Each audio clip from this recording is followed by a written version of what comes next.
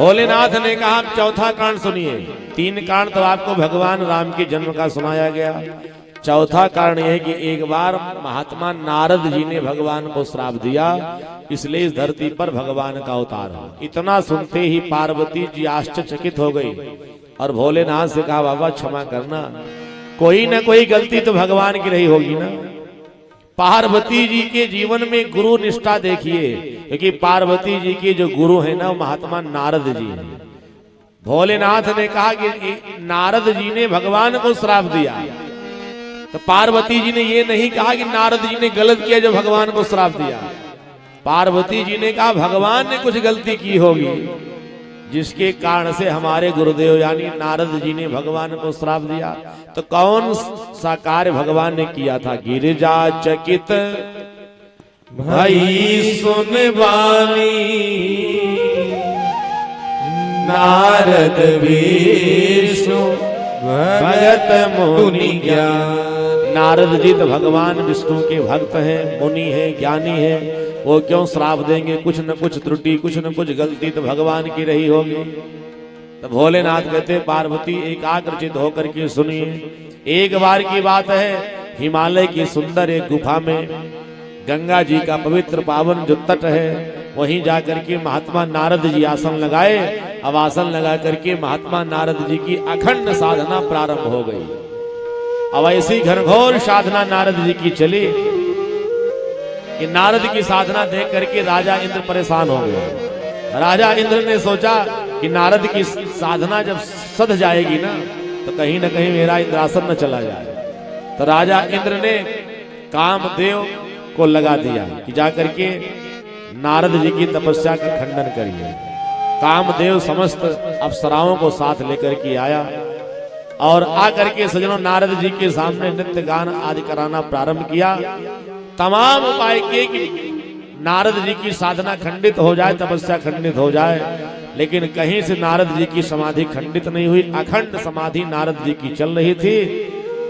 और कामदेव ने सोचा कि अब नारद जी के सामने तो मेरी सारी गणित सब फेल हो गए। मैंने बहुत प्रयास किया, अप्सराओं का नृत्य कराया, दुंदुभियां बजाई, काम को इनके हृदय में जागृत करने के लिए तमाम तरीके के सारे षड्यंत्र रच लिए, लेकिन महात्मा नारद जी की अखंड समाधि के सामने कामदेव परास्त हो गए।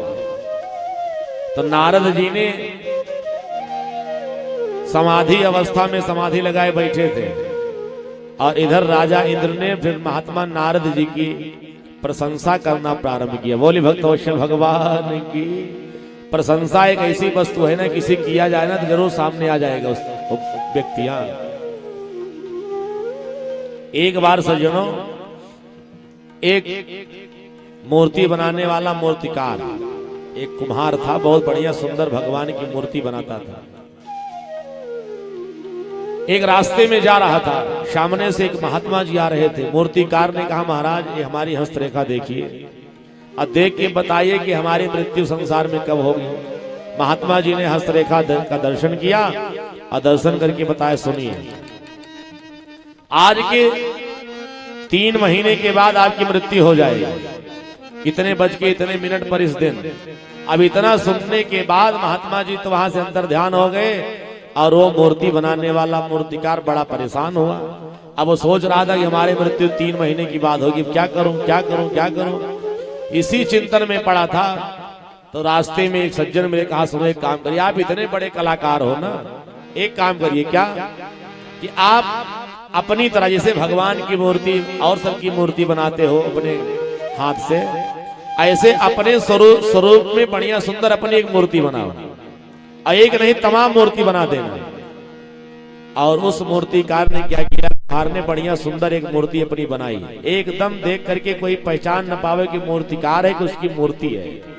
तो व्यक्ति ने कहा इसी तरह से 10-20 मूर्तियां बनाओ अपनी, और 10-20 मूर्ति बना करके जब वो मृत्यु का आपका समय आएगा ना, तो उसी मूर्तियों को खड़ा करके बीच में तुम छुप जाना, और ये दूत जब आएंगे पकड़ने के लिए ना, तुम्हें पहचान नहीं पाएंगे, और हो सकता है तुम्हें जब पहचान ना सके तो किसी मूर्ति को ही लेके चले जाए, तुम्हारा प्राण बच जाएगा। बोले भक्तवत्सल भगवान की।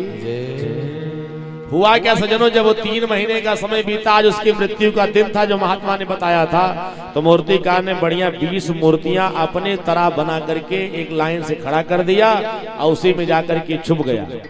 और स्वयं जब यम के दूत आए लेने के लिए, तो यम के दूत परेशान हो गए कि जिस तरह का आकार उस कुम्हार का होना चाहिए मूर्तिकार का, ऐसे तो 20 लोग खड़े हैं, अब किसको ले जाया जाए, किसका समय पूरा हुआ है। यमदूत जाकर के शिकायत की यमराज के पास कि ब्रह्मा जी ने अपनी सृष्टि में बहुत बड़ा गलत कार्य कर दिया। क्या गलत किया? एक ही स्वरूप की, एक ही लंबाई चौड़ाई की, एक ही तरह दुनिया में एक ही लोग पाए जाते हैं, लेकिन ब्रह्मा जी ने तो गलती करके 20 लोगों को एक तरह बना दिया, एक कई घर में बना दिया है। अब उनका समय जब पूरा हो गया, मैं कैसे लेके आऊं? अब यमराज जाकर के ब्रह्मा जी से शिकायत की कि ब्रह्मा जी आपकी रचना में बहुत बड़ी भूल हो गई, गलती हो गई, अब चल के आप ही बताइए वहां कैसे पहचाना जाए। सच बताएं, जब ब्रह्मा जी आए देखते क्या है कि 20 तरह के एक ही प्रकार के लोग 20 मूर्तियों में खड़े हैं। ब्रह्मा जी स्वयं विस्मय में पड़ गए कि मुझसे भी बड़ा ज्यादा बढ़िया कारीगर दुनिया में कौन है।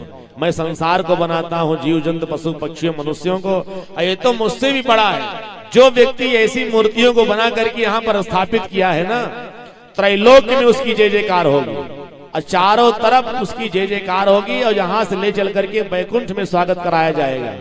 और जब उसकी प्रशंसा ब्रह्मा जी करने लगे, तो जो मूर्ति बना करके रखा था, बीच में छुपा था ना, वो प्रशंसा सुन करके मूर्तिकार बाहर आ गया। अब कहा ब्रह्मा जी से कि मैं ही हूँ वो कलाकार जो इसने बढ़िया मूर्ति बनाया हो। ब्रह्मा जी ने कहा यमदूतों से पकड़ के ले चलो इसको। बोली भक्तवत्सल भगवान की। इसी तरह से इंद्र ने नारद जी की प्रशंसा की, अरे नारद जी आपकी साधना इतनी श्रेष्ठ हो गई ना कि आप देवाधिदेव महादेव से भी आगे निकल गए। क्यों? क्योंकि महादेव ने तो काम को जीता लेकिन क्रोध को नहीं जीत पाए। उन्होंने कामदेव को अपने तीसरे नेत्र की ज्वाला से जला करके भस्म कर दिया, लेकिन आप तो देवाधिदेव महादेव से श्रेष्ठ हो गए। आपने काम को भी जीत लिया और आपने क्रोध को भी जीत लिया। अब तीनों लोक में आपकी जय जयकार होनी चाहिए। इतनी प्रशंसा सुनते ही जो समाधि कामदेव ने नहीं तोड़ पाया नारद की, आज वो समाधि नारद की प्रशंसा से टूट गई। बोली भक्तवत्सल भगवान की।